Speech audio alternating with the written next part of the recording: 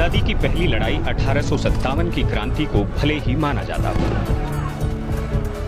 लेकिन आजादी के लिए वनवासियों ने 1855 में ही झारखंड में अंग्रेजों के खिलाफ विद्रोह का झंडा बुलंद कर दिया था। 30 जून 1855 को सिद्धू और कान्हू के नेतृत्व में मौजूदा साहेबगंज जिले में भगनाडीही गांव में विद्रोह शुरू हुआ। इस मौके पर सिद्धू ने नारा दिया, करो या मरो, अंग्रेजों हमारी माटी छोड़ो। मौजूदा संथाल परगना का इलाका बंगाल प्रेसिडेंसी के अधीन पहाड़ियों और जंगलों से घिरा था। इस इलाके में रहने वाले पहाड़िया संथाल और अन्य निवासी खेतीबाड़ी करके अपनी जिंदगी बसर करते थे और जमीन का किसी को राजस्व नहीं देते थे। ईस्ट इंडिया कंपनी ने राजस्व बढ़ाने के मकसद से जमींदारों की एक फौज तैयार की,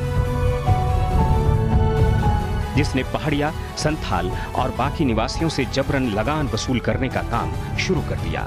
नतीजा, लोगों में असंतोष की भावना मजबूत होती गई। सिद्धू, कान्हू, चांद, भैरव और उनकी दोनों बहनों फूलों और झानों ने लोगों के असंतोष को आंदोलन में बदल दिया।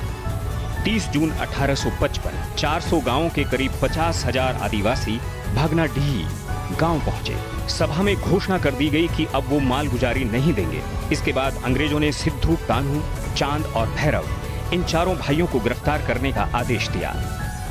जिस दारोगा को गिरफ्तारी के लिए भेजा गया, संथालियों ने उसकी गर्दन काटी। इस दौरान सरकारी अधिकारियों में इस आंदोलन को लेकर दहशत बढ़ गई। आंदोलन को दबाने के लिए अंग्रेजों ने इस इलाके में सेना भेज दी और जमकर वनवासियों की गिरफ्तारियां की गईं। क्रांतिकारियों पर गोलियां बरसने लगी। आंदोलनकारियों को नियंत्रित करने के लिए मार्शल लॉ लगा दिया गया।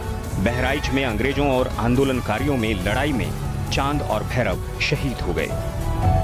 प्रसिद्ध इतिहासकार हंटर ने अपनी किताब एनल्स ऑफ रूरल बंगाल में लिखा है, संथालों को आत्मसमर्पण की जानकारी नहीं थी, जिस वजह से डुगडुगी जब तक बजती रही, लोग लड़ते रहे।